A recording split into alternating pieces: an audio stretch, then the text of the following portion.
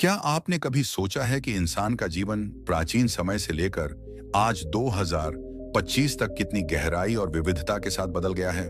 कैसे हमारे पूर्वज, जो कभी घने जंगलों में गुफाओं में रहते थे, आज आधुनिक शहरों में गगनचुंबी इमारतों और स्मार्ट तकनीकों से लैस जीवन जी रहे हैं। यह बदलाव केवल एक भौतिक यात्रा नहीं है, बल्कि मानव सभ्यता के सोच, रहन सहन, खान पान और संस्कृति के विकास की एक अद्भुत कहानी है। इस यात्रा में हम उन महत्वपूर्ण पड़ावों को समझेंगे जब इंसान ने आग की खोज की, खेती शुरू की, साम्राज्य बनाए और अंततः विज्ञान और तकनीक के बल पर नई ऊंचाइयों को छू लिया। कैसे भोजन का साधारण संग्रहण एक कला बन गया और कैसे एक साधारण झोपड़ी से लेकर आज के स्मार्ट होम तक का सफर तय हुआ। कहानी की शुरुआत होती है आज से लाखों साल पहले, जब धरती पर इंसान का पहला कदम पड़ा। तब ना कोई घर था, ना खाना उगाने का तरीका। हर दिन जीवन और मौत की लड़ाई थी। लगभग 20 लाख साल पहले इंसान गुफाओं में रहता था। उनका जीवन पूरी तरह जंगल पर निर्भर था। जंगली फल, कंदमूल और जानवर उनका मुख्य भोजन था। वे छोटे छोटे समूहों में रहते थे और हर दिन भोजन की तलाश में निकलते थे। शिकार उनका मुख्य साधन था, लेकिन यह जोखिम भरा काम था। अक्सर शिकार करते समय उन्हें अपनी जान भी गंवानी पड़ती थी। इसी दौरान उन्होंने एक बड़ी खोज की, आग। आग ने इंसान की जिंदगी बदल दी। अब वे ठंड से बच सकते थे और कच्चे मांस को पकाकर खा सकते थे। यह केवल भोजन का तरीका नहीं बदला, बल्कि उन्हें रात में जंगली जानवरों से बचने का सहारा भी दिया। आदि मानव ने देखा कि पत्थरों और हड्डियों को एक खास तरीके से काटने और जोड़ने पर वे औजार बना सकते हैं। इन औजारों ने उनके जीवन को और भी आसान बना दिया। अब वे शिकार को ज्यादा कुशलता से कर सकते थे। इन औजारों ने इंसान को शिकार और सुरक्षा दोनों में मदद दी। यह इंसान की बुद्धिमत्ता और रचनात्मकता का पहला प्रमाण था। शिकार करना जोखिम भरा था और हर बार सफल नहीं होता था। धीरे धीरे इंसान ने देखा कि बीज बोने से पौधे उगते हैं। यहीं से खेती का विचार आया। यह एक क्रांतिकारी बदलाव था। खेती ने इंसान को स्थायित्व दिया। अब वे एक जगह बसने लगे। गेहूं, चावल और दालें उनकी मुख्य फसलें बन गईं। शिकार की जगह खेती और पशुपालन ने ले ली। खेती के साथ इंसान ने बस्तियां बनानी शुरू की। मिट्टी और लकड़ी के घर बनाए गए। अब इंसान अकेला नहीं था, वह एक समाज का हिस्सा बन चुका था। गांवों में लोग मिलकर काम करते थे। महिलाएं घर का काम संभालती, पुरुष खेती करते और बच्चे नए कौशल सीखते। यह समाज का पहला स्वरूप था। खेती के साथ भोजन में भी बदलाव आया। अब इंसान केवल मांस पर निर्भर नहीं था। अनाज, फल और सब्जियां उनके भोजन का हिस्सा बन गए। इंसान ने मिट्टी के बर्तनों में खाना पकाना सीखा। यह एक बड़ा कदम था। खाना अब केवल पेट भरने का साधन नहीं रहा, बल्कि यह स्वाद और पोषण का माध्यम बन गया। मसाले और जड़ी बूटियों का उपयोग इसी समय शुरू हुआ। गुफाओं और गांवों से आगे बढ़कर इंसान ने नदियों के किनारे सभ्यताओं का निर्माण किया। यह वह दौर था जब इंसान ने न केवल भोजन और सुरक्षा का प्रबंध किया, बल्कि कला, विज्ञान और व्यापार में भी नए आयाम स्थापित किए। आज हम प्राचीन सभ्यताओं की इस शानदार यात्रा का गहराई से अन्वेषण करेंगे। नदियों ने इंसान को स्थायित्व दिया। नदियों के किनारे उपजाऊ जमीन ने खेती को आसान बनाया।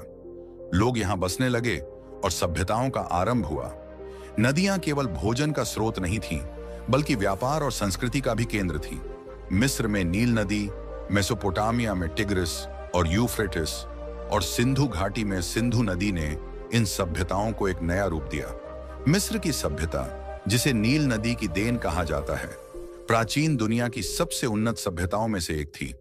पिरामिड उनकी वास्तुकला और इंजीनियरिंग की महानता को दर्शाते हैं।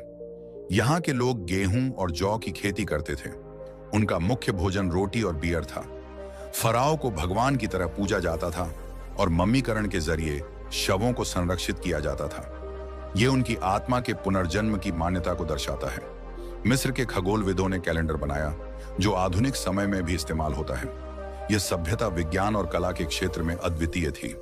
सिंधु घाटी की सभ्यता, जो लगभग 2500 ईसा पूर्व फली फूली, अपने अद्वितीय नगर नियोजन और सफाई व्यवस्था के लिए जानी जाती थी।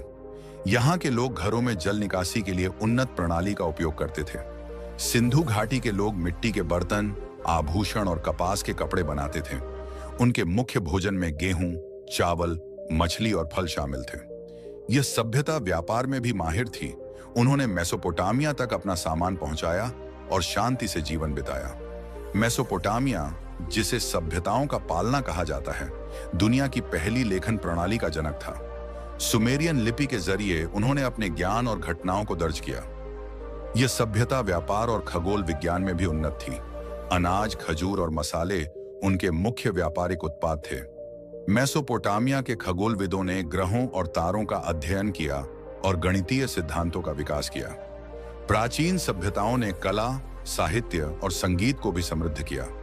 मिस्र की पेंटिंग्स, मेसोपोटामिया की मूर्तियां और सिंधु घाटी की मोहरें इस बात का प्रमाण हैं। संगीत और नृत्य न केवल मनोरंजन के लिए थे, बल्कि धार्मिक अनुष्ठानों का हिस्सा भी थे। इन सभ्यताओं में धर्म और सामाजिक ढांचे का विकास हुआ। मिस्र में फराओ को देवता माना गया, मेसोपोटामिया में मंदिरों को जीवन का केंद्र बनाया गया और सिंधु घाटी में समानता पर आधारित समाज का निर्माण हुआ। त्योहार और अनुष्ठान सामाजिक जुड़ाव का जरिया थे। इनसे एकता और सामंजस्य बना रहता था। प्राचीन सभ्यताओं ने हमें सिखाया कि सहयोग, रचनात्मकता और ज्ञान के जरिए हम जीवन को बेहतर बना सकते हैं। सभ्यताओं के निर्माण के बाद इंसान ने साम्राज्य बनाए, धर्मों को स्थापित किया और अपने ज्ञान को दुनिया भर में फैलाया। मध्यकालीन युग से लेकर आज के आधुनिक युग तक यह यात्रा संघर्ष, खोज और नवाचार से भरी हुई है। चलिए इस कहानी के अंतिम अध्याय में प्रवेश करते हैं। मध्यकालीन युग में इंसान ने बड़े बड़े साम्राज्य बनाए। राजा और महाराजाओं ने अपने राज्यों का विस्तार किया और जनता को सुरक्षा और व्यवस्था प्रदान की। यह युग युद्ध और विजय का था। साम्राज्यों का उदय और पतन होता रहा, लेकिन इन संघर्षों के बीच कला, संस्कृति और विज्ञान भी पनपते रहे। मध्यकालीन युग धर्म और विश्वास का युग था। अलग अलग धर्मों ने समाज को नई दिशा दी। ये धर्म केवल आस्था का केंद्र नहीं थे, बल्कि शिक्षा और चिकित्सा का भी केंद्र बने। भारत में नालंदा और तक्षशिला जैसे विश्वविद्यालयों ने ज्ञान की ज्योति जगाई। वहीं यूरोप में चर्चों ने शिक्षा और चिकित्सा का नेतृत्व किया। यह युग व्यापार और सांस्कृतिक आदान प्रदान का भी था। रेशम मार्ग और समुद्री मार्गों ने एशिया, यूरोप और अफ्रीका को जोड़ा। मसाले, रेशम और धातु जैसे उत्पादों का आदान प्रदान हुआ। व्यापार ने न केवल धन लाया, बल्कि अलग अलग संस्कृतियों को एक दूसरे से जोड़ा। यह वैश्वीकरण की शुरुआत थी। 18वीं सदी में औद्योगिक क्रांति ने इंसान के जीवन को पूरी तरह बदल दिया। हाथों से काम करने की जगह मशीनों ने ले ली। बड़े पैमाने पर उत्पादन शुरू हुआ। भाप इंजन, बिजली और नई तकनीकों ने परिवहन और संचार को क्रांतिकारी बना दिया।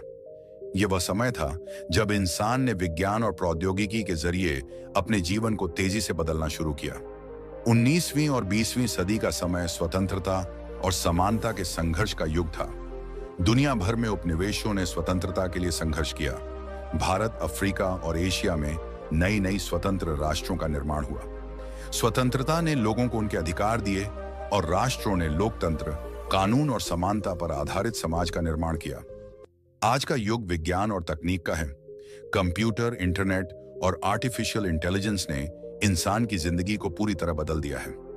अब इंसान केवल धरती तक सीमित नहीं है।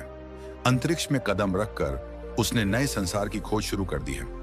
आज का भोजन केवल पोषण का माध्यम नहीं, बल्कि स्वाद, संस्कृति और स्वास्थ्य का संतुलन बन गया है। रहन सहन अब केवल सुविधा पर आधारित नहीं, बल्कि पर्यावरण और संसाधनों को बचाने पर केंद्रित है। स्मार्ट होम और हरित ऊर्जा इसका उदाहरण है। यदि वीडियो पसंद आई हो तो प्लीज वीडियो को लाइक और चैनल को सब्सक्राइब जरूर करना। मिलते हैं नेक्स्ट वीडियो में।